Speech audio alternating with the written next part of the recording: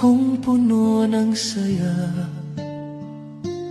mga tawanan at yakap ng pamilya. Ngunit ang tukso'y kumatok sa pintuan, at ako'y nahulog sa maling kasalanan. Iniwan ko ang tahanang kay ganda